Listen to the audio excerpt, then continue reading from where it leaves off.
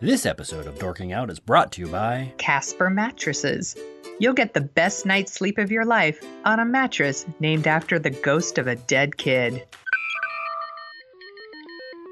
Houston, flight is go. Myla, let's go. SPM. From Assignment X, Amalgamated Storytelling, and thesoniashow.com, it's Dorking Out with Sonia Mansfield and Christopher Allen Smith.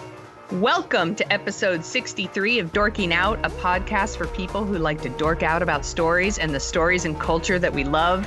That means movies and TV, books and podcasts, and everywhere else you find stories that interest you. Or us. Because this is our podcast. I messed up the beginning, even though we just talked about it. No, keep going, keep going!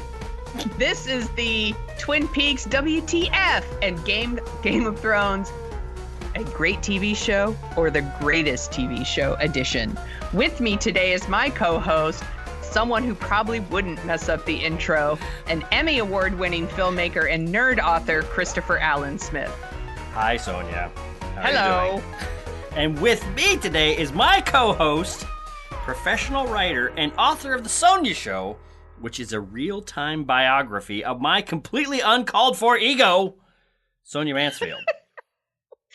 Hello. It is. That's exactly what the show's about. That's right. And don't be so sure. I'm sure I would have messed that up just as well as you did, Sonia. For making it better. In this week's episode, we talk about the ultimate piece of WTF pop culture, David Lynch's Twin Peaks: The Return. The finale was on Showtime last night, and we have thoughts. Many thoughts. Joining us is our old friend, Anthony C. Ferrante, pop culture encyclopedia, but you may know him as the director of all 5 Sharknado movies.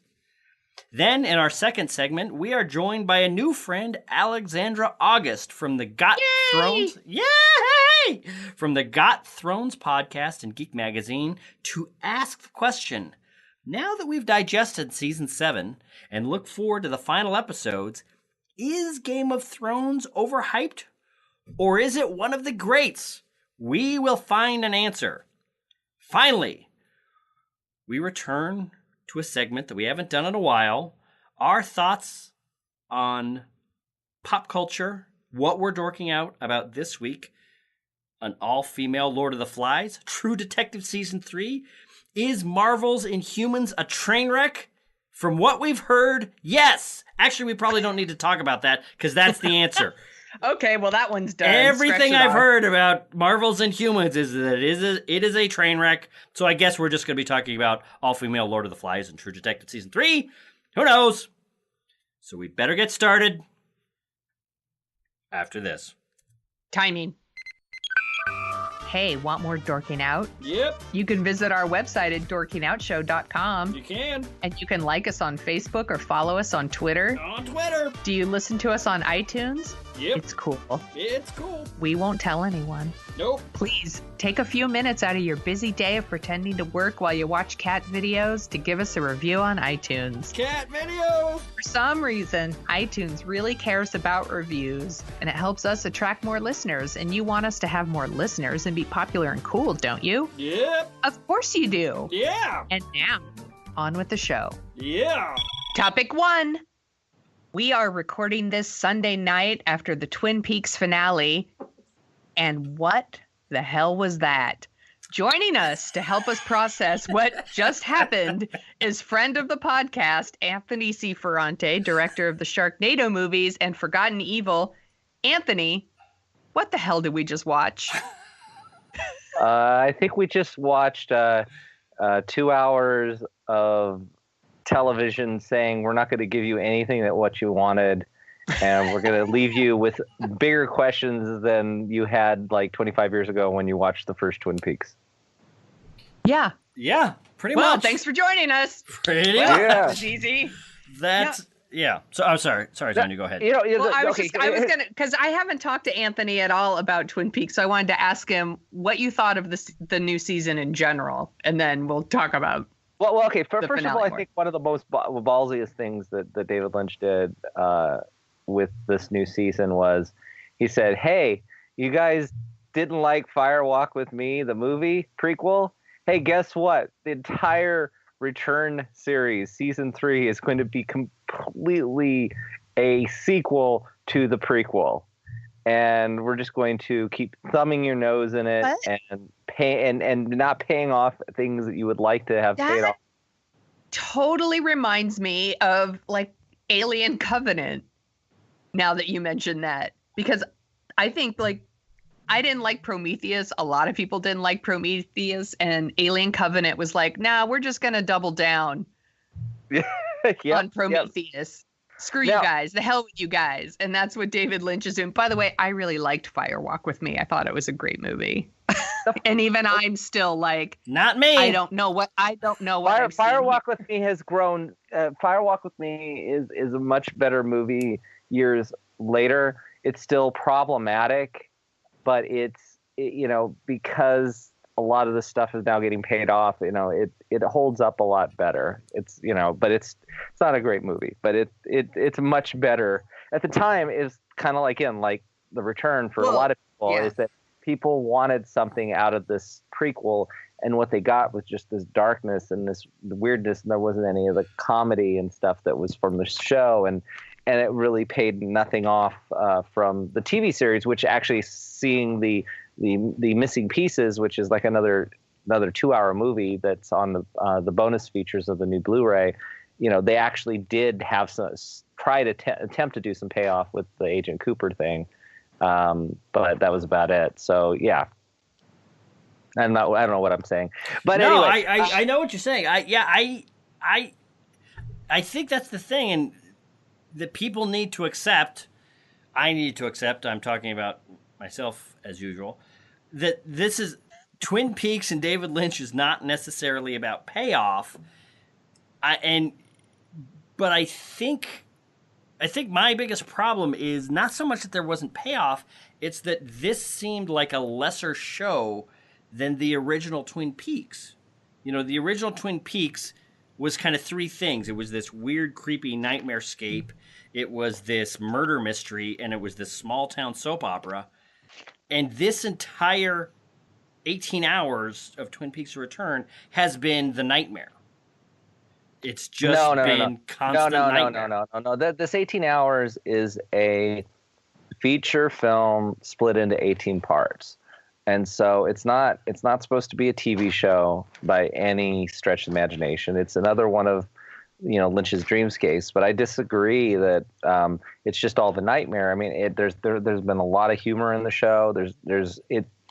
I think one of the best things that he accomplished, to his credit, which kept me coming back every week, is that you didn't know what was coming every week. Every week was something different. It was just, there was no previews. There was no cliffhanger as to what's going to go on, except for, probably the last episode, number 16, which never was paid off. And, it was one of these things where you're kind of going on this journey and not knowing where it's going. And for as much as it was very frustrating not having, Agent Cooper back and having to have with Dougie, which you kind of called it early on, that you thought you called it that Lynch was not going to pay off Dougie or not going to bring back Agent Cooper for a very long time, if any. And he kind of that's what he did. So he just kept subverting expectations, but in the process, he created a lot of really memorable characters that I love. I love the Mitchum brothers and Bushnell. They're really great characters. Janie E. I mean, actually, a lot of the Las Vegas portion of it had some of the more memorable aspects of this, as opposed to the stuff in Twin Peaks, which just kind of mired in a lot of non sequitur stuff. It was kind of like, hey, we're going to show you soap opera, and we're never going to pay off any of the soap opera.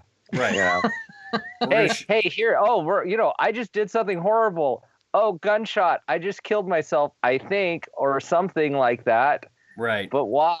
So there was a lot of that kind of stuff that I think that was going on. Look, we got 2 episodes of Agent Cooper, the real Agent Cooper, which... Did we? Yes, we I did. feel like we got 1 complete episode, and with episode 18, and here's the fun thing. 18 doesn't count. It doesn't count because there's no Cooper in that. Okay, that's my question then, because it seems like there's a Dale Cooper in there, but No, is it the evil Dale Cooper again or whatever? it's Or not. No, it's not the evil Cooper. It's an alternate timeline or something. It's basically once he wiped out. Uh, once he stopped with Bob gone and with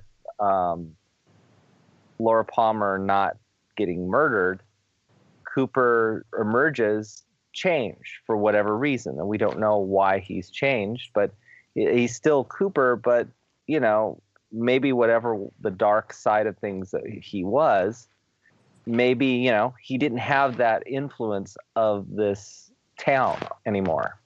He didn't have Twin Peaks anymore. Right. And so part of who he was Twin Peaks, or kept him that wide-eyed innocent, that person that looks at good. And so this is sort of an amalgam now of a merged version of the two, and that's what came out of the lodge. I hear you. What you say makes sense for the hours of television that I watched, but I think that puts my finger, for me, on the frustrating part of this, which is we saw a lot of spectacular, peerless filmmaking from David Lynch. It's just this 18 hours is just an insane piece of filmmaking. This dude is like 71. Right. I think 71, 72, right? So right. Here is a filmmaker, like probably the only other comparable filmmaker that is his age is, I think, Clint Eastwood. Right. At the top of his game. Like, it's exhausting for me to do a Sharknado right. in 6 months. He did 18 hours and the guy's 71. Right. Well, and it's still, he's breaking new ground. I'm in episode 8 with the experiment and all that stuff and the Hiroshima. It's just utterly just fascinating and original and just like mind-boggling all at the same time. Yeah, it is, and I think that's mind-boggling. It's maybe that's it. Maybe I'm getting old. It's like it's a little too mind-boggling because you can.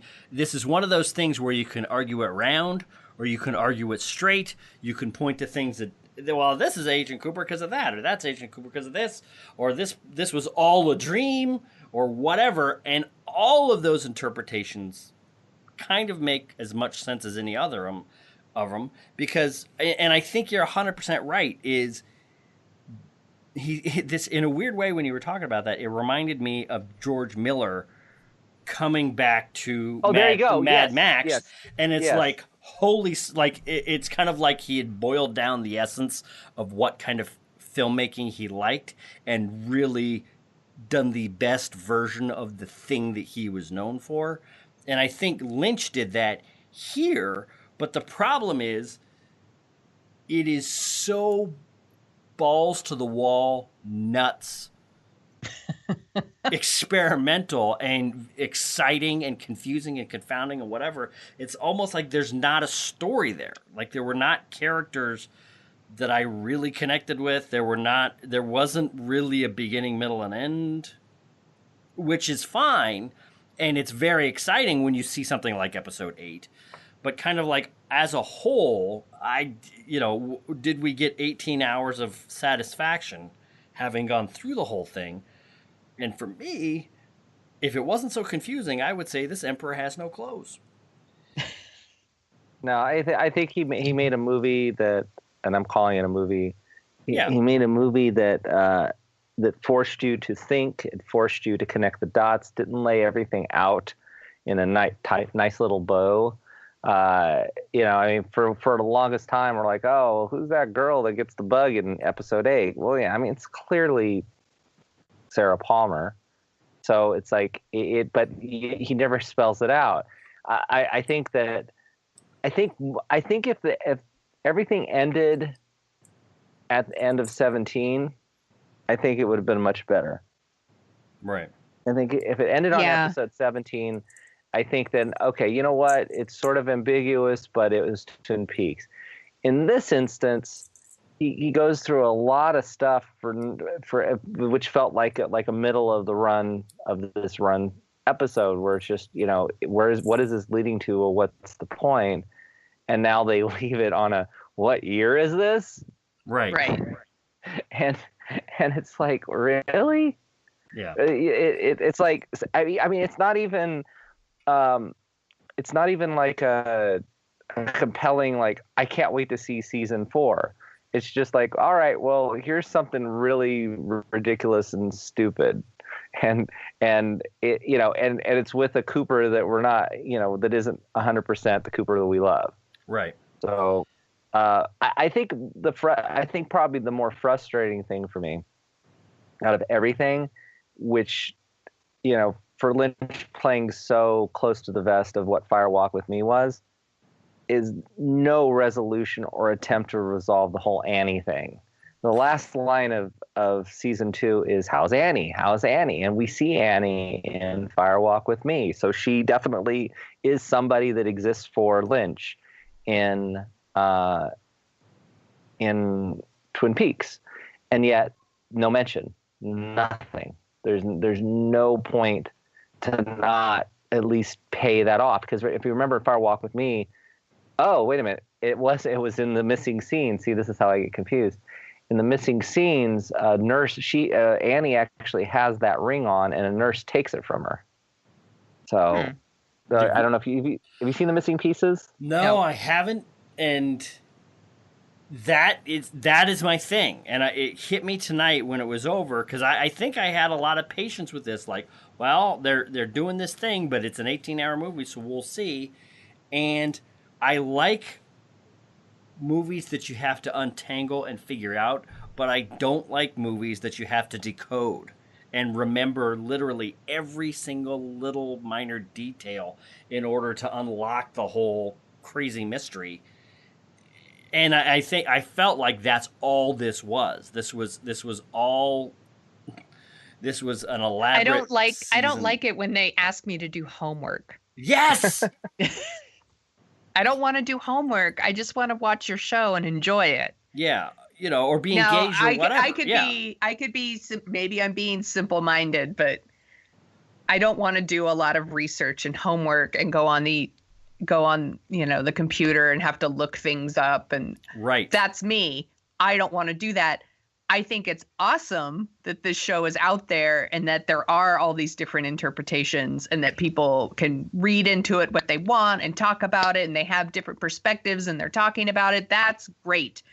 I personally think I like my David Lynch, with some boundaries, like he did with the original Twin Peaks, or even in his earlier movies. Right. Like Blue Velvet and Wild at Heart, things like that. Like, I think this off the chain David Lynch maybe isn't for me, but I was never bored. I liked, I was always very interested in what I was seeing, and but I couldn't always understand what I was seeing. I was like, what's he trying to tell us?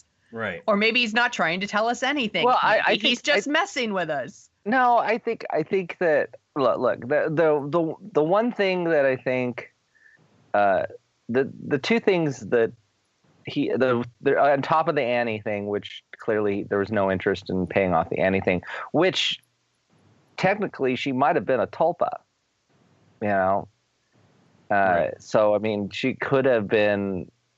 She could have just not been a real person, they've been there to lure.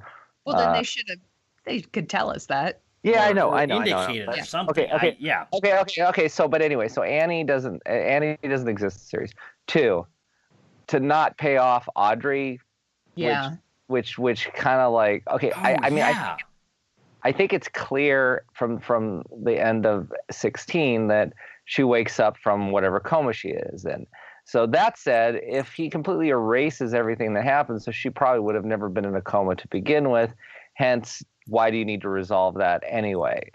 And then the final thing is you needed to have Coop versus Coop. That's what we were building toward. And then Lucy shoots, Bad Coop or Doppel Coop or whatever you want call him.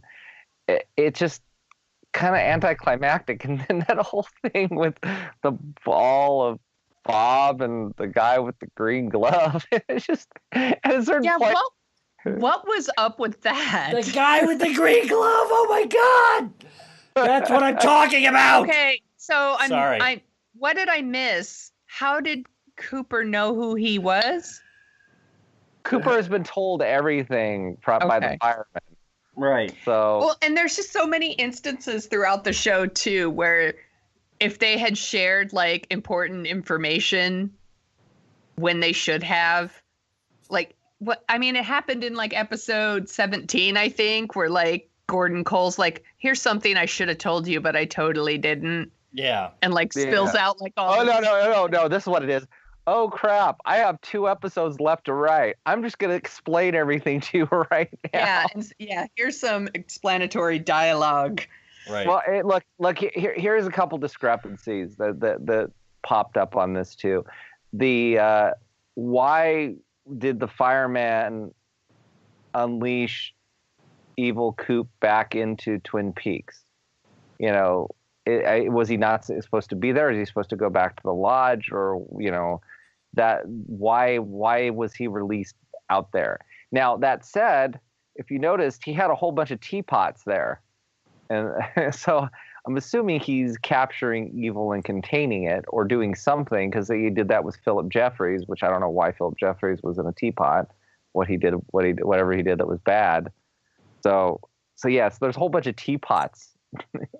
You know what's amazing about this show is we are spoiling moment after moment after moment, but we've seen the whole thing, and I still don't understand how all this stuff connects together. So I'm wondering, is it even possible to spoil this show? You could tell people everything that happened. Because people are the people that wanted to watch it. The people that don't want to watch it aren't going to watch it. And look, there are moments in this show that are absolutely amazing. The payoff with Norma and Big Ed. That was one of my favorite moments. I actually tweeted out that the whole return was worth it just for that. Right. just for Norma and Big Ed to get their happy ending. Kyle MacLachlan or Agent Cooper saying, "I am the FBI." Is amazing. I mean, there are moments. The log lady passing. There are things. There are moments throughout this show that definitely resonated. And like I said, Dougie, for all the frustrations, he created a new character that you kind of started becoming invested in. Take away the frustration part about it, but so many of the Dougie episodes reminded me of, I think it was the season 2 premiere where Cooper's like bleeding out and the waiter comes in. Yes. Do you remember this? And yes. He's just like, what should I do? Like, and it just drags on and on and on forever. And you're like yelling at the TV, like, move on. That's what so much of the Dougie stuff was like to me, where I was like, how is it that nobody notices that he's not okay? That sort of thing. And it's so frustrating, but I did feel like that it paid it off. And I was very touched in those final episodes when, he thanks them for taking such good care of him and, basically sends a doppelganger back to be with them. I thought it was very sweet. Right. Let me ask you this. Said, is that doppelganger the good Coop? That's the whole other thing. Did he give the good part of himself up so they could have the good Coop, and that what's left is this part of he's missing that part a little bit now because he gave. Yeah, maybe. I see what you're saying. Let me ask you this, because this is something that some of the Twin Peaks subreddit are kind of going off about, and this did kind of ring true with me, especially at the end. There was a moment somewhere in episode 17 where all that crazy stuff is going down in the sheriff's station, and the good Coop says, we're all inside a dream. Mm-hmm. And I listened to an interview with the head of Showtime on the Ringer, the Watch podcast, And he said that the whole breakdown of there was that moment before this show started shooting where they announce the show, they say it's coming, it's coming, it's coming, and then David Lynch announces he's leaving the project, and then he came back, and what happened was they were contracted for 8 or 9 episodes, but Lynch was adamant about taking the money for 8 or 9 episodes, taking the cast for 8 or 9 episodes, and making 18 episodes. Kind of essentially doubling the amount of show that was being created with the same resources he was given. And when he told the head of Showtime that, everything was okay, they didn't have to spend more money, so they let him go do his thing. The reason I went into that long story is because it seems as though there was this entire series, this entire 18-hour movie literally could have been a 10-hour movie if it wasn't for all the weird pauses and people staring at each other and repeating themselves and whatever. My prime example is from episode 18, the last episode, where it seems as though we got to watch Dale Cooper and Laura Palmer drive in real time from Texas to Washington. Yeah. It was just driving. It's like, I understand using pauses to mess with the audience and to shift their expectations and leave them in this weird limbo place so they don't, and break the normal rhythms of editing to kind of get people shaken out of the normal rhythmic style that they're used to watching television in. But was this whole thing a dream? Is that the upshot? Because the sequences in the Black Lodge and the sequences out of the Black Lodge all had this weird, pausey, extended, repeating pattern, like it literally all was from start to finish, 100% some big dream. Was Twin Peaks a dream? Was this entire show a Dallas season whatever style dream? No, but I think Lynch. Well, and actually Lynch came up with this before last season of South Park, but I think before there was Memba Berries, David Lynch was basically tackling Memba Berries. Remember Laura Palmer? Yeah. Remember Agent Cooper? I think there was that Memba Berry thing going on. He's basically, and I think with, if you look at how the first part of The Return starts, where we see how old everybody is and how everybody is kind of like dying and stuff, and I think what he's kind of saying in some respects is like, you can't go back and recapture what you think you wanted. So instead, I'm going to make a movie. And you know what? If you look at Lynch's career, for the most part, he has long stretches where he's not making something. So I mean, this could theoretically be the last filmic project that he does. Unless there's another season, or because he said he's not so interested in filmmaking as much, making films either. So at the end of the day, he's kind of dealing with a theme of mortality in a weird way. There's a lot of death in this. There's a lot of like, look, things change. People think it's not what you expect it to be.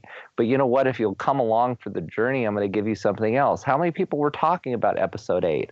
Fascinating, bizarre, amazing episode of television. Something that, there's a lot of amazing TV out there, but nothing like this. He broke ground when he did the first Twin Peaks. When he started dabbling with dwarfs in the Red Room and all that kind of stuff, he definitely pushed the boundaries and said, "Yes, I am David Lynch, and I made Twin Peaks. This is not your your mom and pop's TV show." That's what he set out to do in the first one, and he had some restrictions. And in this one, he's saying, "You know what? I don't care. I'm just going to kind of do what I want, and this is what it is, and you can enjoy it or hate it or talk about it." But as far as I'm concerned, I got a lot of satisfaction out of this for the last 3 months. I enjoyed a lot of it. Not particularly thrilled with episode 18, but like I said, if you can kind of take episode 18 out of the equation and just accept the end, just take that little bit where Dougie shows up in Janie's doorstep and leave that as your end, and Cooper's kind of vanquished things and reset everything. That's enough. You're turning it into your choose your own adventure type thing, Anthony. It is. Because He's not wrong. No, because the thing is that everything about episode 18 is about, hey, we're gonna set up season 4 that you're never gonna see. Right. So Right. it's really this epilogue that really means nothing, because there's no guarantee there's going to be episode 4. And it just meanders and continues to go on and on and on.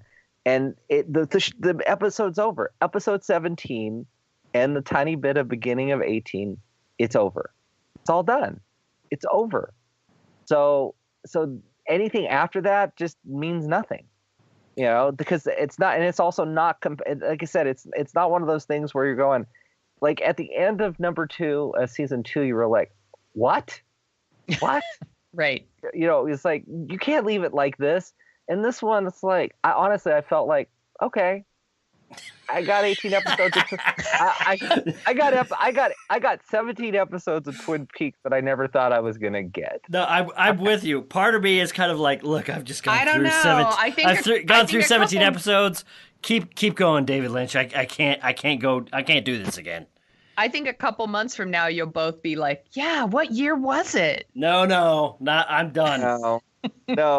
No, because again, it's like that's not a real cliffhanger. That's not a cliffhanger that needs to be answered. The thing is, if there is a season 4, it's resetting the events that he undid with season 3. But why would we go through that if we're not going to actually have the Dale Cooper that we love? Right.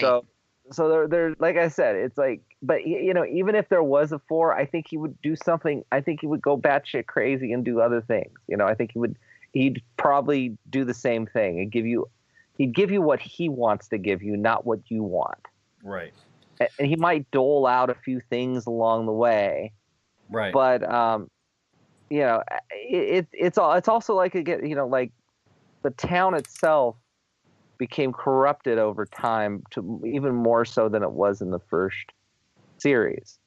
And so he is kind of showing that, and he was showing the soap opera stuff was just it was all kind of on the peripheral of everything. It was never really a big part of it, but he just said, okay, here's a little bit of this, here's a little bit of the drama, and you see that things haven't changed as much as they've remained the same. Yeah. So it's, like I said, he's like, look, I can give you more of this, but you want to get back to Doppelkoop and Dougie, Like Not said, Dougie. Look, okay, Yeah. come on, let's talk about I forgot about Candy as well. All the interesting characters came from Vegas. Even the ice pick guy. I mean, all these interesting characters came from Vegas. Yeah. I'd watch a whole show with the Mitchum brothers. They were Jim Belushi and Robert Knepper were amazing. At least they That's got true. something to do. One of the things that was also kind of frustrating me about the show was it was filled with cameos. But Ashley so many Judd of them has not worked weren't this well in given, years. They weren't given anything to do. Like, why would you get Ashley Judd and then you just make her Ben Horn's secretary and she gets nothing to do? Yeah. You got Jennifer Jason Leigh and she really got nothing to do. I disagree with you there. I like them too. I thought they were funny. I did. I'll side with Anthony a little bit here. I did like watching them, and the way that they went out, I thought was very enjoyable. But Okay, yeah, did you no, guys- the Ashley Judd thing is top drawer. What the hell are you doing, Lynch? Well, okay. So let's talk a couple more frustrating things. Is at least they were paid off. Is we finally get to see Diane, and she's a chain-smoking, hard-drinking, foul-mouthed sailor. And But she's it was not. no, but Laura, she's not. Laura Dern should be in everything, by the way. I know. She's Right. awesome. No, I know, but that was one of those things where he took like this, our interpretations of what that character was, and at least he kind of paid off why she was that way. Right. And then you have Audrey, who is somebody that you in your head, you remember her from the first show, playful and all this other stuff, and then turned her into a hard-nosed, kind of bitchy, whatever. And then there was a twist that she probably was waking up from the coma or whatever it was. But all we got of the two of them was very little of who they were or who you interpreted them to be. Right. I mean, that's a frustrating part too, and I think that same goes for Coop. We only got of the people that we wanted to see. Yeah. But like I said, Lynch created many, many more new characters that were just as interesting as anything in the first series. I hear what you're saying. I understand it. He created a lot of compelling moments of television, but in terms of creating similar characters, I think you're crazy. I think there's nothing. I think most of these characters are uninteresting, and Matthew Lillard. What was that whole thing? Anyway, I'm sorry. That's not true. I think we all super love Tammy. You know what I just realized? You're all, who's Tammy? See, well, that's the thing is you might be talking about somebody, but this show is so damn confusing that I don't even know if there was a Tammy. There was a Tammy. All right, I'm sure you're right. Now the other big mystery is, remember Richard and Linda.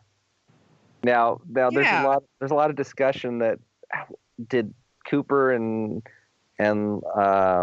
Diane become Richard and Linda, or what was the significance of that? That was another kind of thing thrown out there. I mean, we now know about Judy at least, but the Richard and Linda thing, I think, is kind of again, you got to do your homework, I guess, to figure out that. Yeah. Well, I don't like to do homework. So, I got to say, Anthony, it's a huge pleasure having you on, and I loved listening to the way you broke down the show, because I have nothing left to say, because I think you nailed a lot of it, even though I find the show supremely frustrating. I think the way your interpretation of a lot of this stuff is right on the money. So you guys don't want another season? Oh no, I'll take it. No. What I'm saying is I'll take it, but you don't need it. But I don't need it anymore. I got what I needed out of 17 hours of Twin Peaks. Now here's the thing. There has been discussion that I guess Showtime probably isn't that interested in a season 4 of Twin Peaks. But the amount of interest, people talking about it was buzzworthy. There's still 2 other venues for it. Netflix now has season 1 and 2 of Twin Peaks, which I'm sure they might eventually pick up 3 down the road. And so Netflix would be a perfect place. But here's another X factor that no one's thinking about. What do you need for startup digital services? Well, CBS All Access, they have a Star Trek show. They have a Good Wife spinoff. Why not season 4 of Twin Peaks? That would bring people to that platform. I have an answer for you. Yep. Why not? Because no one would watch it. He is driven away. I don't think so. I think I signed up for Showtime just to watch Twin Peaks, and now I'm going to cancel Showtime. No, that's I agree. Exactly what I'm doing. No, here's the thing. I agree with you on that. But what I think, as much artistic integrity as Lynch has, and as interesting as this has been to watch, I think Lynch showed people, this is what you're going to get if you follow me any further in my career.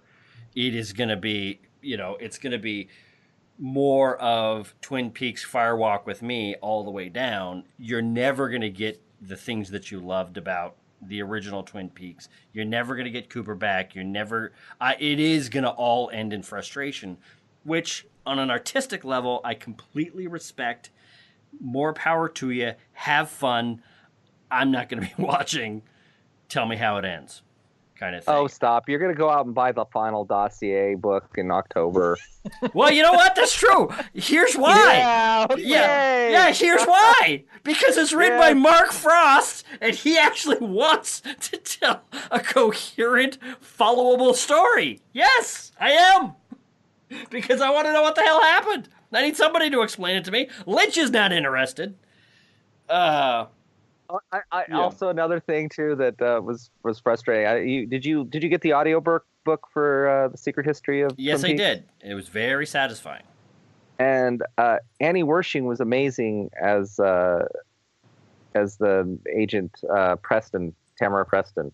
And then they cast Krista Bell, who was like completely different than what they laid out in the Secret History book. So it's kind of interesting. But but see, as much as you say you're done with Twin Peaks, you're going to go. No. He'll watch another season. No. I'm sorry. I said I was done with Lynch.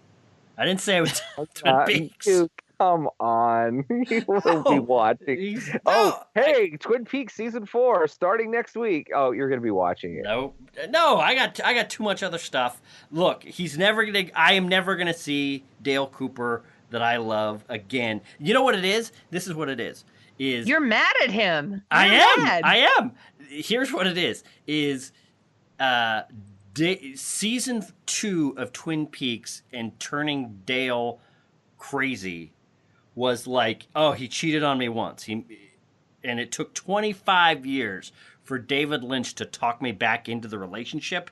And then with season 3, he cheated on me again. And it's like, nope, I'm not, fool me once, shame on you. Fool me twice, shame on me, I'm out. See ya. And it's like, I'm ghosting David Lynch. That's what I'm saying. I'm still when Chris is faced with season 4, Sonia, just remember to slap him a few times and say, told ya. Yeah. Told ya. Yeah. Told ya. Sonia, I agree with Anthony 100%. If season 4 comes out and I watch it, you have carte blanche to film yourself slapping me in the face and posting it on our Twitter. Oh my gosh, this is exciting. It would be if he was ever going to do it, which he's not, and if I would ever watch it, which I won't. So feel free to take this one to the bank. You'll never cash it in. All right. Wow, this has turned into a pretty dark. We've had doppelchris. I know. This segment has gone very Lynchian. Blue Rose. Is there? This is definitely a Blue Rose segment. Is there any? Can I ask you guys what was your favorite like fan service moment? There were definite, those moments where he revisits our old favorites.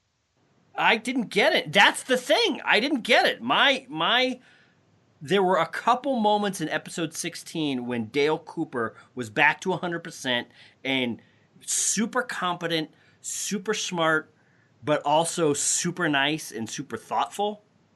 It's that unusual combination that I will watch it every single time.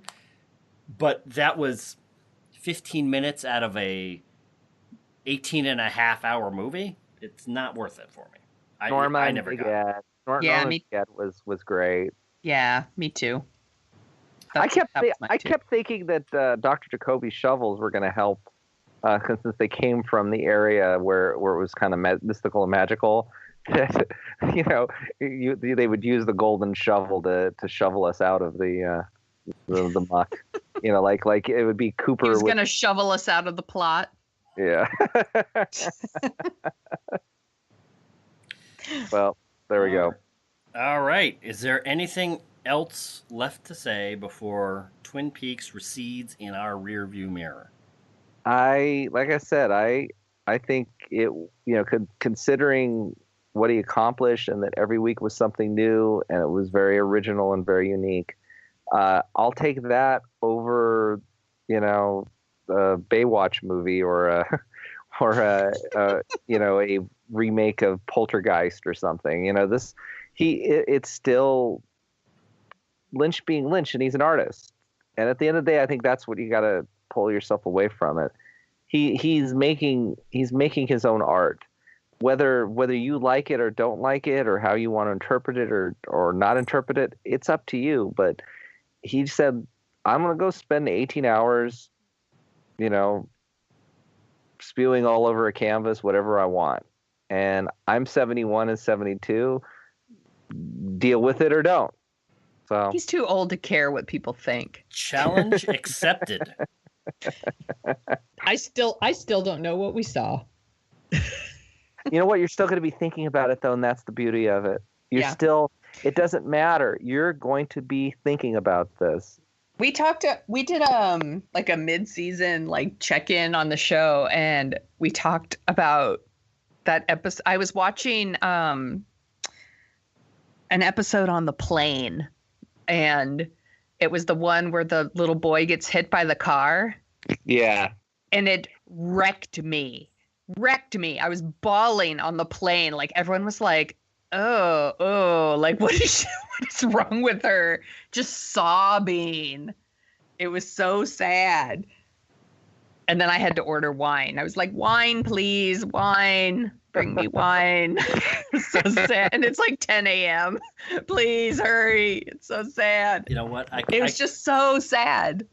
I could use some wine right now to deal with my pent-up frustration. Oh, wait, you've whined the entire hour, so come on. This segment of the Dorking Out Show is brought to you by Melancholy. Do you want to sit by a window and stare off into the rain until people around you ask you what's wrong, instead of just talking to people like a grown-up? Then you need Melancholy! So last week, the Season 7 finale of Game of Thrones was broadcast and ranked up with among the biggest audiences of the show's history. I'm sorry, the biggest audience of the show's history. It was seen by 16.5 million viewers, which in today's atomized media landscape is like the final episode of Seinfeld. So, through Season 7, we've been doing our weekly status check segment, taking a look at each and every episode and giving our thoughts. So what else is there to say about Game of Thrones? A lot! This, with Season 8, the final season of this hugely influential show, coming at us, we thought we'd take a look at all of Season 7 and also talk about Game of Thrones as a thing. Now that we can see the end is in sight, where does this show rank with the greats, the Breaking Bads, the Mad Men, the Hill Street Blues, the Star Treks? Is Game of Thrones merely a great genre show, or is it one of the all-time greats? Joining us today is a leading expert on Game of Thrones and someone who will be joining us on our Star Trek Discovery status checks in a few weeks, Alexandra August. You may know her. Hell, oh, sorry. Right. Look at that. I welcome you on the show, and then I'm rude enough to talk over your very first word. Get used to it. Get used to it. Oh, I'm usually the one talking over people. This is refreshing. Oh, this is gonna be a warm bath then. You may know her as the co-host for the fantastic Got Thrones podcast from her writing at Geek Magazine, and she's currently recapping Preacher at CBR.com and is one of the wisest asses we know. Alexandra, welcome to the show. I have a license for the wise ass. Like, I can prove it. Anyone that has listened to our show, let me attest, the wise ass is completely on display. And you know what's funny is, a moment ago I said, Alexandra, make sure you don't swear. We like to have a relatively clean show. And then in the intro itself, I have deviated from that. I apologize. I feel like ASS is fine as long as it's attached to something else like dumbass or wise ass. That's right. Well, dumbass, Sonia makes a lot of use of that on this show. I sure do. And you could say ass on broadcast TV. That's not even a dirty word anymore. Yeah. Yeah. The times they've changed. Yes. So with the ass discussion out of the way, Alexandra, what are your overall thoughts on Game of Thrones Season 7? Well, they're actually. And thank you. I'm sorry. Thank you so much for having me. It's nice to talk. I'm so not finished talking about this show, despite the fact that we're clearly not done either. I was just sitting in my apartment today, as I'm in Los Angeles, and it's too hot to do anything but sit in a dark room. And I'm just sitting there and thinking, what am I supposed to do with myself tonight? Like, I've had this this great roller coaster to look forward to every Sunday, and it's over a little bit early. So right now I'm feeling a little bit of separation anxiety, but I agree. Overall, I would say this season I have very much the same attitude I had toward the last season, which was there were some really amazing highs, but they did not outnumber the lows. And this show has basically been storing up a catalog of storing up kind of a bank account full of like owed fan service, and they're finally paying that out. And I feel like they've spent the last 2 seasons giving us these moments we've desperately wanted to see, like Sansa and Jon's reunion, Dany finally making her way to Westeros, Dany and Jon falling in love, and Littlefinger's death. We've had all these moments that have been so gratifying. It feels, but they don't totally cover up or distract from the very problematic narrative problems that I see running around. So I'm enjoying it, but I'm nervous for season 8 because I don't know how long that fan service is going to last, I guess, if that makes sense, or how long they can exist off of that. It does. No, I see what you're saying. Sonia, I want to ask you the same question before I throw a grenade out into the discussion. Well, I actually really liked season 7, but I knew, it had problems, but I felt like I don't want to use the word suffered because that's going to sound like I didn't enjoy the earlier seasons. I love the earlier seasons. We suffered though. But we suffered. We watched characters we really liked go through some S. And that was hard to watch. And I felt like season 7 was finally paying off. Like it was a reward. Like we finished our broccoli and here's the ice cream kind of thing. And that's how I felt about it. But I mean, there's definite things in season 7 that, it was problematic. Yes, definitely. But I felt the reward outweighed the negatives for me. I think I tend to agree with you. It's funny. There was a lot about this season that I liked, and it did seem to have a pretty significant amount of action packed into its 7 episodes. And for me, it was almost like it was for the series what the last 3 episodes typically is for a season of an HBO show, which a lot of times is there'll be something interesting at the beginning. There'll be 3 or 4 episodes of kind of pulling the rubber band back, and then 2 or 3 episodes at the end where all of the chess pieces go at each other. All of these traps are sprung. It's very Sopranos. All of the metaphors are crossed, and then you get a very intensely satisfying 2 or 3 episodes that kind of make the whole thing worthwhile. For me, this felt like kind of that for the whole series, where they've been laying down all of these threads, and now they're all starting to get cinched in variously satisfying ways, let's say. But I will say it feels like they're rushing, though, which is a crazy thing to say when they're in season 7 and now going into 8, to say that they're somehow rushing it. But I feel like maybe they did some episodes where like almost nothing happened, and now we're having episodes where so much is happening. Right. That maybe they could have, spaced it out just a little bit. Give it a little breathing room.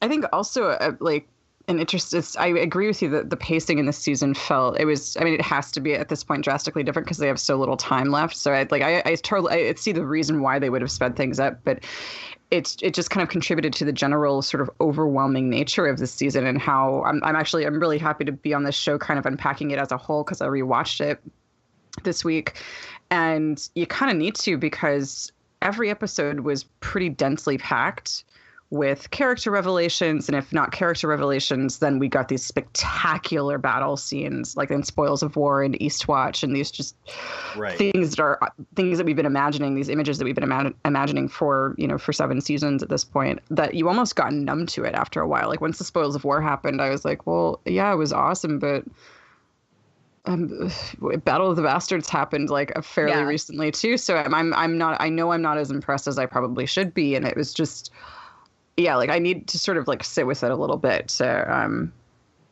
process it, because it was so different structurally than the previous 6 seasons. Yeah, that's the thing, is the kind of general consensus that I've noticed kind of with the reaction to this, and I really did like it, and try to do fiction myself, and having kind of listened to and interviewed creators and whatever over the years of my career, it is intensely difficult to pull anything like this off. So in a weird way, I feel very strange kind of critiquing this, which is why I'm going to throw this grenade into the room and let you guys dive on it. There has been kind of a lot of the reaction has been that it's not as sharp, it's not as honed, it's got these strange, time shifting situations that people are complaining about. And I've never heard a season of Game of Thrones, I think, complained about to this extent. What do you mean by time shifting? Oh, well, it wasn't the Eastwatch. It was when they went beyond the wall, and pardon me. Oh, yeah, okay, we're stuck on that thing, and it's still unclear to me. The guy ran back, sent a raven, I think 1,000 miles. Danny gets on a dragon, flies 1,000 miles. The entire time they're just sitting cross-armed on this rock, surrounded by zombies. It's like, how long were they on that rock? And I think even the director of that episode mentioned, this timeline is a little slippery with this episode. My question is... I think that's something... no, keep going. What were you going to say?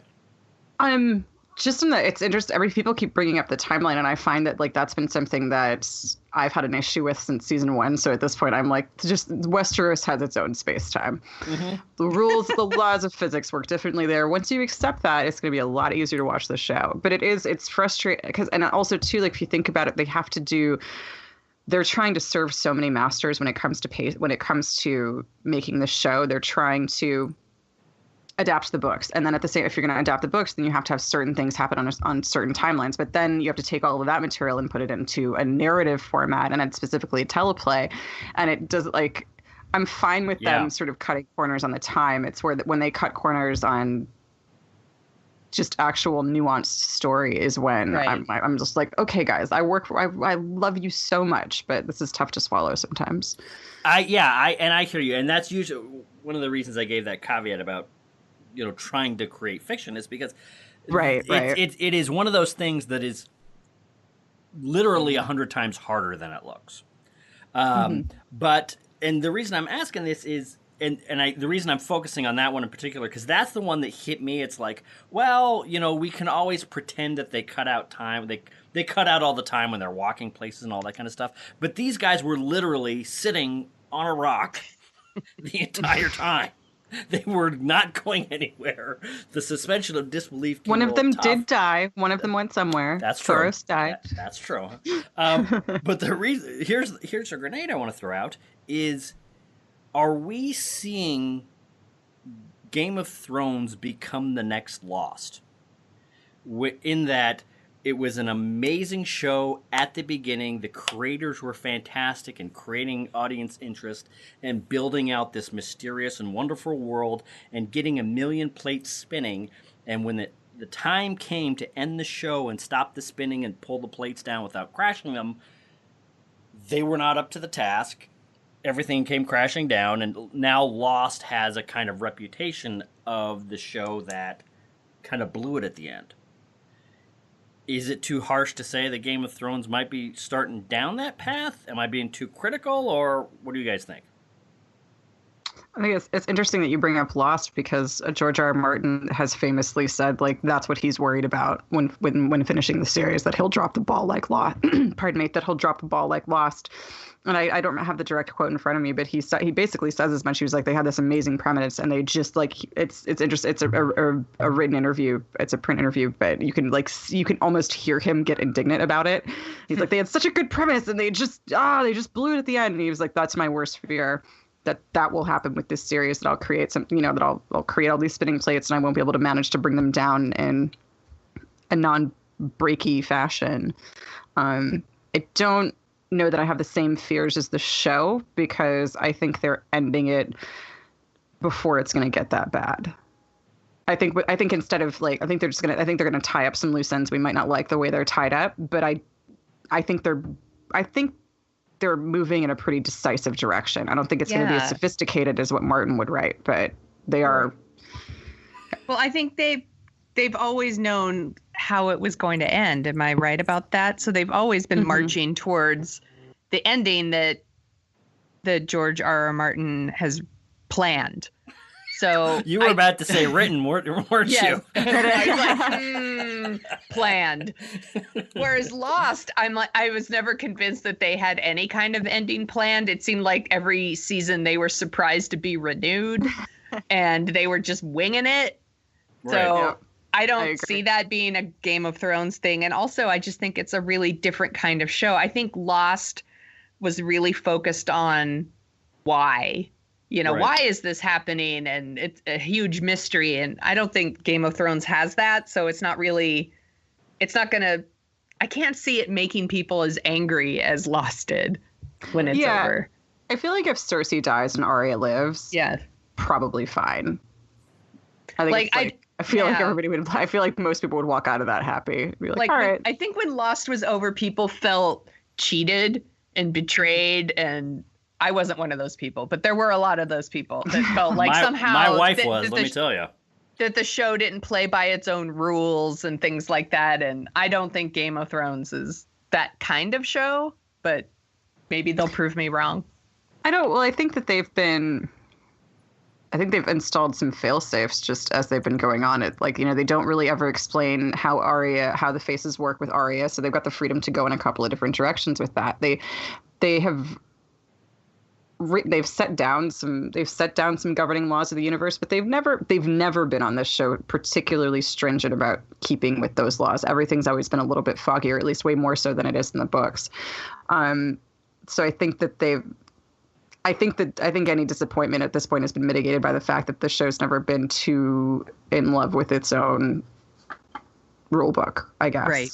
If that makes sense. No, it does, definitely. I think you're right. I mean, how would the show end that would make people turn on it like they have against Lost? I know. I think basically Cersei and the Night King get married and slaughter everybody. I think that would probably be the only. This goes back to I think last week. I would be super into, by the way. Last week we threw around the idea of the zombie Joffrey becomes the leader again. Yeah. Sweet. Oh boy, I would love. Yeah, you know what? That one had not occurred to me. Now that you've said it, I like the idea of maybe the last two episodes are just this weird romantic comedy with Cersei and the Night King. Oh man, I would watch the S out of that. Wow, you know what? I love it. Now, what were you going to say? I'm going to start my fan fiction right after this. Hit it. I think Lost too. I feel like the overarching theme of that show was sort of it's the journey, not the destination. But they created this incredible mystery for us all to follow as our destination. And it's like, guys, you did too good a job. I don't give a crap about the journey. I just want to know what is in that hatch and why it goes off. What's the computer for and where's Desmond from? I stopped watching it season 3. So this is where all my references are coming. I did. Flanagan here exactly. All of a sudden. Yeah. I'm 100% with you. I stopped watching around then when the plot became so thick that all the show could do was service the plot, and it stopped with the flashbacks and it stopped with the themes, and it was just all about, starting the next mystery. Anyway. Well, and Game of Thrones has I kind of stopped watching the last two because it came too much emotional, like I had to spend so much emotional capital on those cliffhangers. Like I would be so curious to see what happened the following week, and then you would get momentary satisfaction, and then the rest of the episode would set up another mystery. And Game of Thrones is way more adaptable in its format than that, and I think that's another sort of like another differentiation between the two, is that Game of Thrones hits a couple of different levels in people. So if it falls down on like the action sequences for one episode, it has great acting and great character work and great relationship work to fall back on. You know what? That actually makes me feel a little bit better, because I have to be honest, when I stepped back after the season finale, thought about the whole season, I was actually starting to get a little nervous about whether or not they could stick the landing. And but now that you're kind of, what you said before in preparation for today's show, I was trying to think about, all right, if we're gonna decide how Game of Thrones ranks with the greatest, how do you really, what are the things that a great TV show has to do, at least for me? And I was thinking it has to be engaging to watch. It has to be about something thematically and not just like a case of the week. And it has to do something new or groundbreaking in terms of either filmmaking or production to set a mark that other shows have to hit. And I think that you're right in that Game of Thrones does do all that kind of stuff. It does, sword and sandal type fighting better than anything we've ever seen on TV. It does big, epic Lord of the Rings style effects better than we've ever seen. It has characters interacting and kind of fumbling their way through their world and what it all means and what's the point. And so it examines kind of the human condition in a really interesting and fantastical way.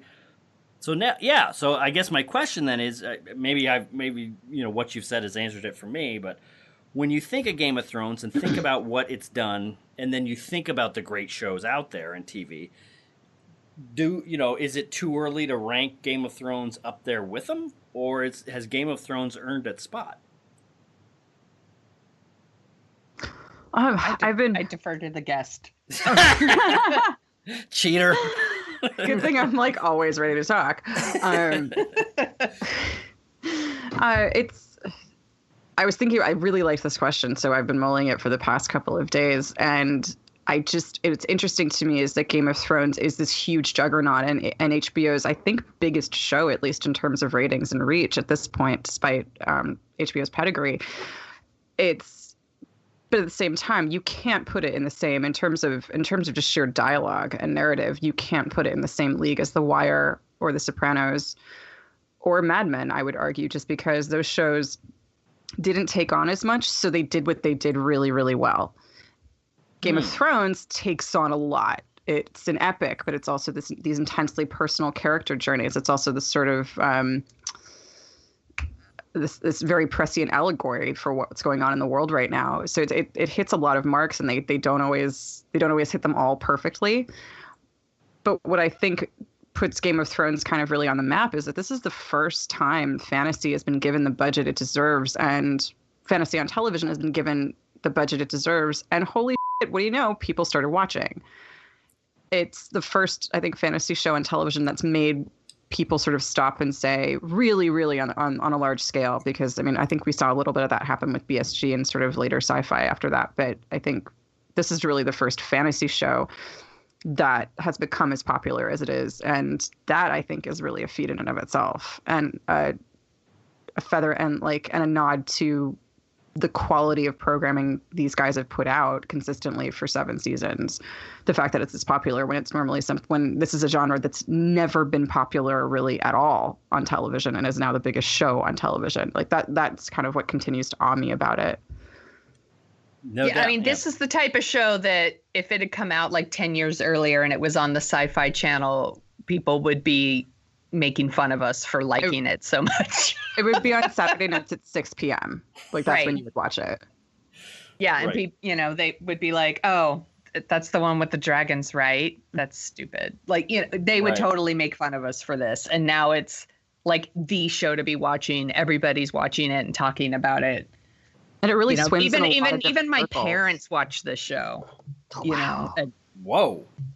Wow. Knowing your parents, I have to say, that's impressive. I wish they're everyone super could know into it your too. parents.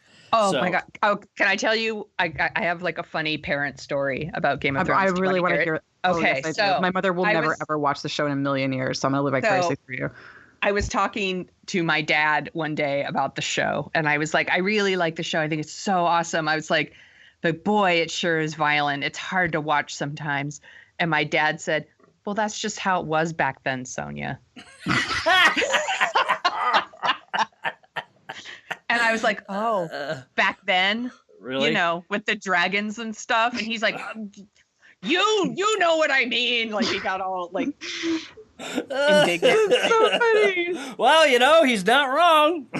Dad, you never witnessed anything like this, Yeah. Dad. Like, stop acting like Yeah, it's just how it was back then. that's how it was, man. You know? Your mother and I almost got red weddinged. Yeah. Did I tell you that? It Our used to child. happen. It used to happen all the time. Hey, it's one of the reasons we as Americans don't want kings anymore. It's an awful system of government. Anyway. So it sounds to me, Alexandra, that you're thinking, yeah, this kind of has earned its spot. It's there. It's unless they do something spectacularly awful in the last 6 episodes. Game of Thrones is on the Mount Rushmore. Yeah, I guess I should make it clear. I think it's on the Rushmore because of its influence and because of what it's done, and less I'm not basing this on sheer quality, because on that end, like, as much as I love this show, it really just lacks the nuance and sophistication of other shows, and probably because it's a little bit hamstrung by its subject matter. There's sometimes only so seriously I think you can take a dragon, but it's but yeah, and so I think there are other sort of quality control issues that I think keep it out of it being sort of like an all-around champion. But I think absolutely, just for what it's managed to achieve for a genre show, I think it belongs on anyone's top 10 list. Right. You know, I guess part of me now that we're thinking about this wants to step back a little bit and do the old man marveling at the greatness of television right now thing, because I hear you 100%. Like when I think about like Mad Men or The Sopranos or Breaking Bad and think about this show, it's like, yeah, this show is a little bit more shaggy at certain points. It does have problems that those shows don't necessarily do because they are smaller and tighter and have that ability. But when I think about this show compared to any genre show of the 90s, or like, you know, if I could imagine me being a kid back in the 80s seeing this show as a television show, it's insane how good television is now. And and how high the bar has to be to not get described as, it's a little, the quality control's not all there and everything, which I agree with you 100%, but it's just kind of like when we're talking about shows this good, not hitting the top of the line in terms of quality, what a time to be alive. I know. I feel like a jerk for having said that. I still think it's really good, y'all. Like, No, I'm under no impression that I could ever do anything. I could do anything like this. So No. that's to the audience. Yeah, you are 100% right. I agree with you, and that's what's kind of interesting. I was mentioning it before. There's kind of a lot of people on the net that, wow, now I'm getting very get off my lawn. You know, when I look back and think about the shows I had to watch as a kid, and there was The Next Generation, and then that was it. And then now to have this show, I think this show had to do something that, say, a Breaking Bad or Mad Men or Sopranos didn't do, which was it had so many stories, like so many characters, and they're all going at the same time. And I've always been so in awe of how the show handled so many stories. I mean, that show was all over the place, and it just like it got a little smaller and a little smaller and a little smaller, and they started bringing it all in together. And I think it was the end of season 6, that sounds right, where it just all like really clicked in together, and I was like, hot damn, I'm so glad that I stayed and watched all of this show. And a show like Breaking Bad or Mad Men just didn't have that kind of scope.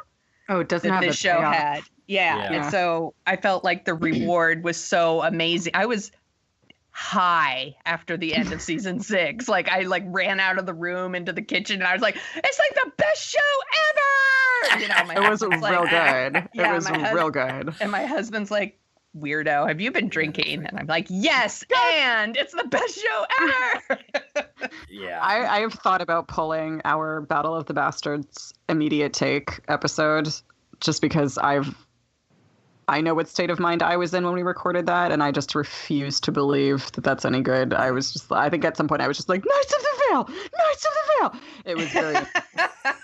Well, if you could do me a favor and wait, I don't know, 3 or 4 days for me to download that, then pull it, feel free, because it sounds like that's the next podcast I need to listen to. If it takes you 3 or 4 days to download it, it's probably the wrong podcast. Well, no, it's I got a lot of because stuff. Smith still uses the net. Oh my god. The World Wide Web. That's right. I crack my fingers before I type on my big. All right. So, is there anything else that we have to say about Game of Thrones? About how we're feeling about it? Because now that we've talked this through, it's like, no, I feel better and better. And actually, I think you're right, Sonia. When I'm going to make that my ringtone. I think somewhere it was in season 4 or 5. And I think for me, it was when I was starting to listen to Dance with Dragons, where I was just like, enough, George R. R. Martin, enough with the characters.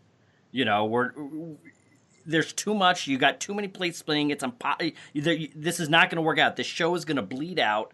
And yeah, you're reminding me of that moment of frustration because now that I'm thinking about, wow, they really did bring, at least for that part, brought this plane in for a landing, and that's kind of spectacular. So yeah, I feel like they're bumpy landings. It's very much like Indy and Short Round and Kate Capshaw, who's Willie Scott. Willie. Jesus, that's like my favorite movie. I can't even believe I did that. That's so embarrassing. It's kind of like them landing in the Himalayas. They're alive. Oh, that's right. It's a little sticky. It's still like overall my enjoyment of the show outweighs my complaint with it, mostly because I'm really good at lowering my standards in real time. So if I feel like something isn't going very well, I'm like, you know what? And I don't care about it anymore. Let's see an ice dragon. And yeah. You know what? Actually, that is something that is an element of this show, and maybe that's one of the elements that I just love about genre stuff is, well, you know, maybe the writing's a little shaggy, maybe the timeline's a little whatever, but a zombie dragon!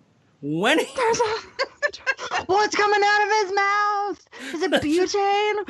What is that? Exactly! Wow. That's right! It was so dope. This is a show that rewards you for rewatching too, which I think makes it one of the greats too, because Lost is one of those shows where I'm like, I'm not rewatching that. Like I'm never gonna rewatch Lost. Right. You know? I've been told by several friends to try to push through and finish Lost, and it's great and whatever, and I just can't do it. I'm with you. I feel like if Lost had less characters, maybe, just because they had such a phenomenal cast and it was so well acted and very well written for the most part. I think it was really a structural issue with Lost that kind of spelled its like 2 seasons too long or something. Like it needed less characters and like less seasons, like just and a solution to this mystery. Yeah. Oh, right. And that it needed a real ending, but like it needed something. It needed to be shorter and tighter. Yeah, no, I agree. So I'm glad we could get together to talk about Lost. So, all right. Although we're shitting on it, and it's like, what, 10 years later, and we're still talking about it. We're so edgy. We're so edgy. I'm negging the show so hard, and it's still in the cultural lexicon 10 years later. Let's talk about ER. All right. Really well, influential sound design. That's right.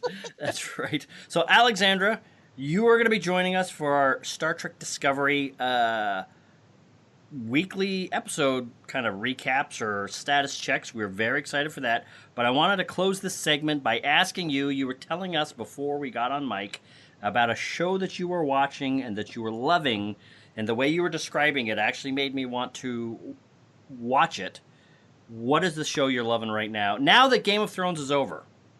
Oh, the pressure's on me to remember exactly what I said. I am watching Preacher. I think we mentioned earlier in the show that I recap. Yeah, I recap it for CBR, Comic Book Resources. And it was interesting because my co-host on the Got Thrones podcast, asked me, we decided that we would do a Preacher podcast last year because he was super into Preacher and I had never heard of it, never read the comics, and then watched the show for the podcast and just utterly like fell in love with it. It's, if you don't know anything about Preacher, it's based on a really cool cult comic by Garth Ennis, and it's illustrated by Steve Dillon, who just recently passed away.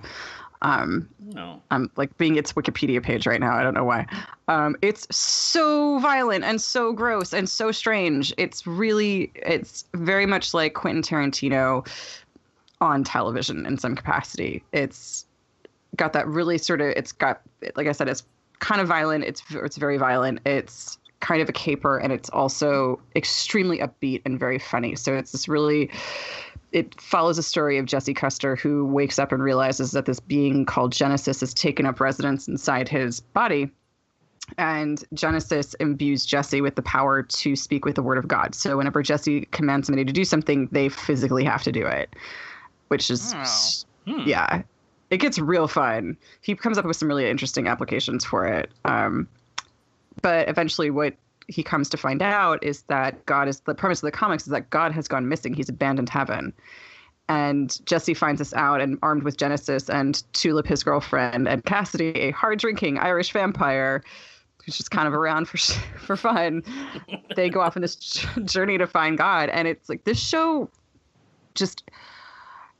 there just aren't any rules. Their rule book is just really wide. So just the occurrences, the stories that come up on this show, it's completely unpredictable. It's so funny. It's so narratively tight and strong. And it's just so, and not enough people are watching it. I hope I convinced one or two of you to check it out, but it's so good. Me. I'm going to bump it up the list. You convinced one or two people talking to you right now. Yeah. If you do watch it, make sure you get through at least Sundowner, because that's probably one of my favorite fights in television history. It's at the beginning of the episode. You'll know it when you see it. Cool. And where can people find you online if they want to pat you on the back for that recommendation? They can find me online at ALX August. I'm pretty much that across Twitter, across most social media. And if you want to check out the podcast or hit me up there, it's at Got Thrones PCast, or at Got Thrones Podcast at Gmail, or Got Thrones Podcast at Gmail, or at gotthrones.com. And we also have episodes up on the Nerd Server, which is a new podcast aggregator that we're using. Oh, cool. All right. Well, thank you very much. We look forward to talking to you in a couple weeks. Thanks so much for having me. This was really, really fun. Hey, no problem. No, it was super fun. You're gonna be doing it until you're sick to death of it. So careful what you wish for. And with that, on to our next topic. And finally, a return to one of our old segments, what we're dorking out about this week. I'm just going to jump right in and pick kind of what my favorite headline of the week was, which is the Lord of the Flies remake, but now with girls. Smith, what do you think? Does this ruin your childhood? No, it doesn't ruin my childhood. I wish, you know what it is? I wish they had not remade Ghostbusters, not because they put women in, blah, blah, blah, just so we didn't have this stupid argument every time. I can't believe they're remaking Lord of the Flies. I can't believe they're remaking fill in the blank. And then we have the requisite 25, you're ruining my childhood jokes. And then we have to have the flame wars on Twitter. And it's just like, enough. Stop with all of it.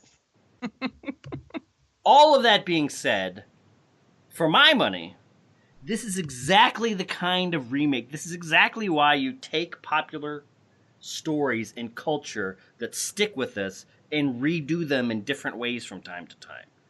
You know, the original Lord of the Flies is a fantastic examination of what it's like for humanity to have civilization stripped away and start over. What are we? You know, we think we're so civilized, we think we're so advanced, we think we have all these systems of government and dealing with each other. And do we really have that? Is that really a thing? Or when you crash a bunch of adolescent teenagers onto a island, you know, will you come back 3 years later and find out they're just essentially cavemen again? And the idea of doing that from a female perspective is just very interesting. It could be really great. It could be really good.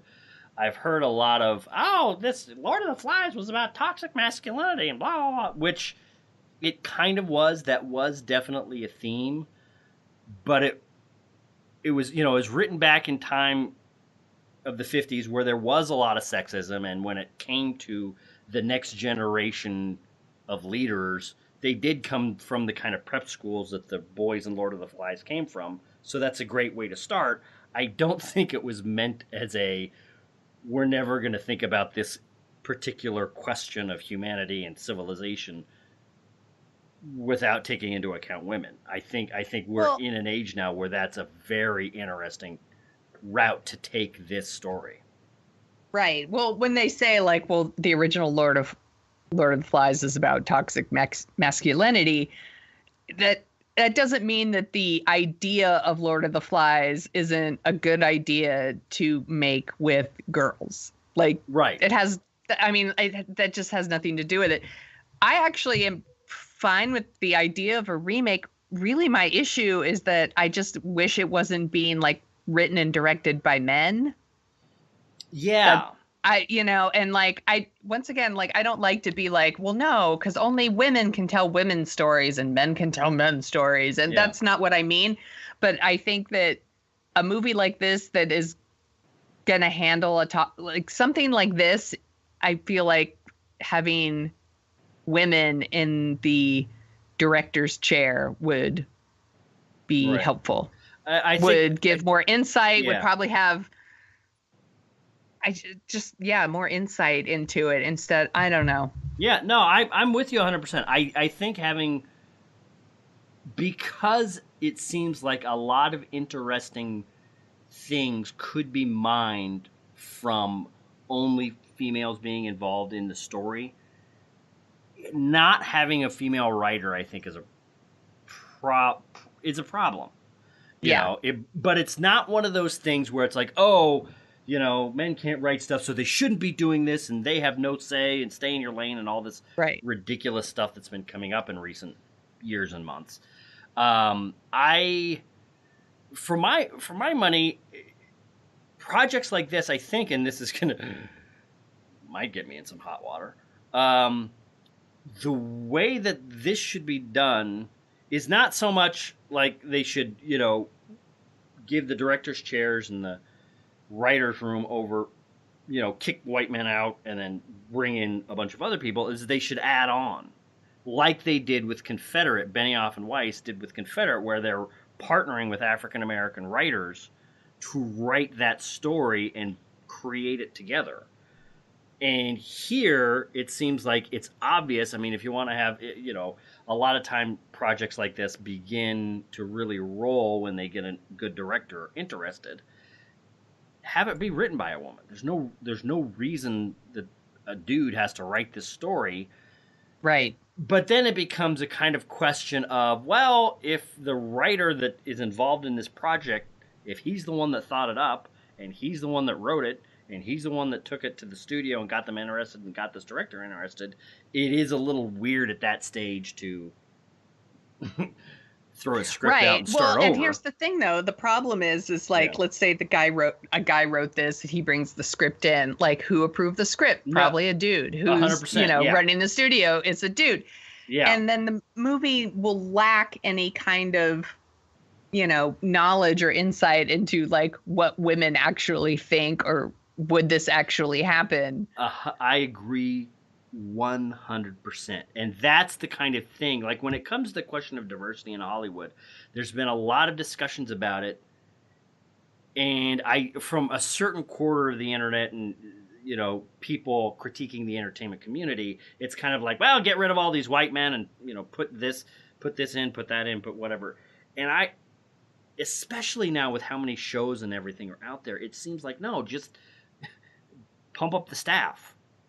Bring more women in, bring more minorities in, have everybody work together, because I do think now the question of, could an all-girls remake of Lord of the Flies made by men be made and get rolling like I described? Yes. Would a better version of this story be done if it was written by a woman or, co-written by a woman? Yes, definitely 100%. The theoretical best version of this story, if you don't have a woman writing it or deeply involved with writing it, I think you're lessening your chances of success. Right. I was a little amused. One of the reasons I want to talk to you about this is, and I guess it is just the headlines and the stories that I happen to follow along this, because I was a little nervous about the reaction for this, is, there were all these, and we've talked about this before, so I should have known better. There were all these internet reactions, Twitter reactions of, oh, this is about toxic masculinity. How could they possibly think that they could put women in here? Because women would rule totally different. It wouldn't even be the story of Lord of the Flies if it was all women. And I'm sorry, I think that's insane. I think if you go to any junior high in this country, strip out all the women and stick them, strip out all the young women, put them on an island. We've already made the movie. It's called Mean Girls. Exactly.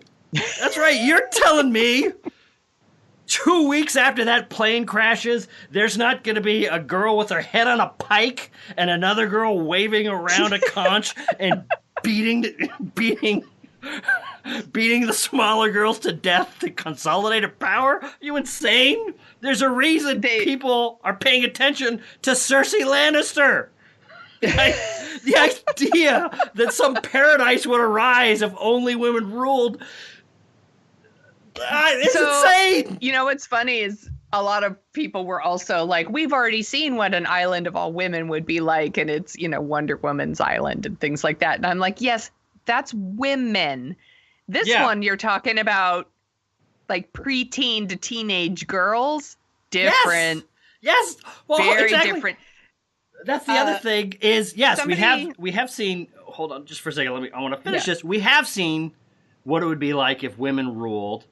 It's Wonder Woman, and it is a fantasy built on another fantasy. It's a comic book movie built on myths. I don't mean to be a wise ass. Maybe I do. But that's like saying, oh, well, men can rule because, this James Bond movie based on Robin Hood shows us that whatever. No, I'm sorry. That's male fantasy built on male fantasy. It's that is, you can't use that as evidence. Come on now. Everyone knows that like preteen and teenage girls are totally level-headed and fine and think everything through. And I'm sure it'll be like a total democracy and everything will be great. Because that's how we all remember junior high. Yeah. This woman I follow on Twitter, I can't remember. It was a female comedian, though. And she said that basically this movie is going to be the plane crashes. They're all on the island. And then they all apologize to each other until they die. Like, because that's what women do. Oh, man. Yeah. So I'm very interested in this. Yeah. I should have just not paid attention to the reaction. I fell down some clickbait holes. It's my own fault. Hopefully they'll get a female writer in there to help them work on this, because this is a very interesting idea that I would love to see. So what was one of your headlines that you picked out this week? Well, there are a couple, but the main one that I picked out was True Detective Season 3. It's going. With Marshall Ali. That's a really good casting. I'm interested in it. I'm hopeful for it. I was burned by Season 2. I never started Season 2. Yeah, but maybe this will be a thing. maybe this will work out. Season 1 was such a transcendent television experience that I will give season 3 a, despite everything I said about Twin Peaks and Fool Me Once, Fool Me Twice, I will give True Detective season 3 a chance. I'm interested in it. I think there is a place for, and it could just be that this is the only kind of cop show I can watch anymore, which is attempts at highly literate, highly developed, really thought out, almost mythic stories told by two cops trying to solve a case. I'm totally in for that. And this is the kind of diversity that I think when it's done right is you write a show and then you get fantastic actors, and if they happen to be black, great. That's the thing is, I'm interested. Yeah, Mahershala Ali is awesome. He is awesome. Like, I am so excited. Yeah, that's who they got. That's the thing, and I'm wondering.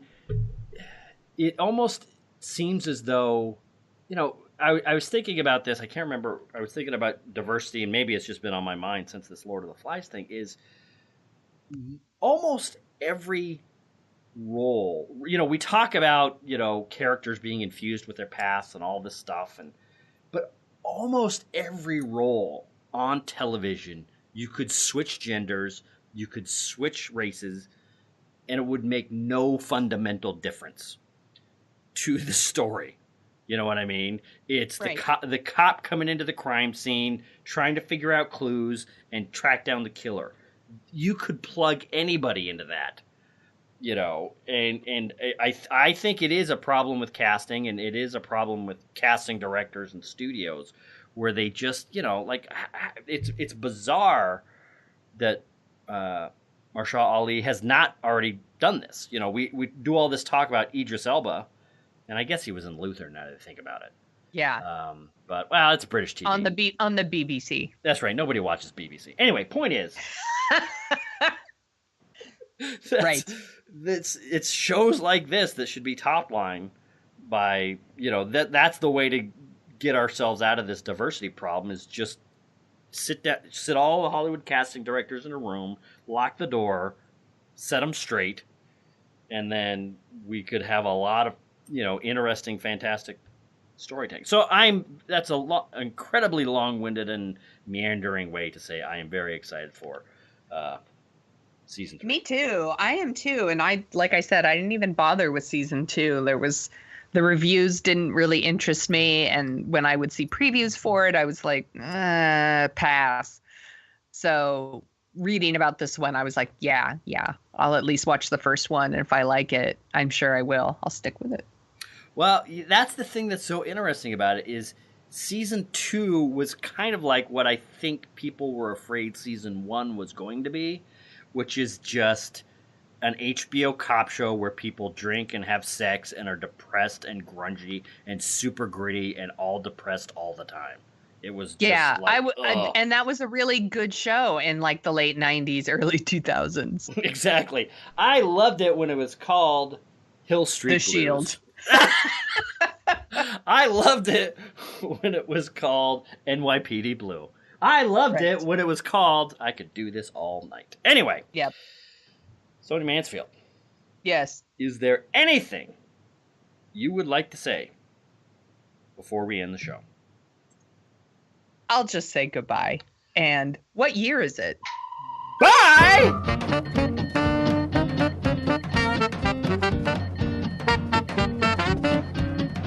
The Dorking Out Show is on Twitter at Dorking Out Show, where you can find Chris at Jet Jurgens and Sonia at The Sonia Show. You can read about Sonia's random adventures at thesoniashow.com and track the slow and creeping progress of Chris's novel and his other hijinks at jetjurgens.com. You can find out more about The Dorking Out Show at dorkingoutshow.com. While you're over there, you can support us by giving us a review on iTunes. We have a handy-dandy iTunes link to whisk you right back to 2007, where you can leave your review and 5-star rating in iTunes. we'd do it for your podcast. Want to dork out even more? Well, you can sign up for our newsletter, where you'll get all the headlines we use as fuel for the show. That's it for this week. Thanks for listening.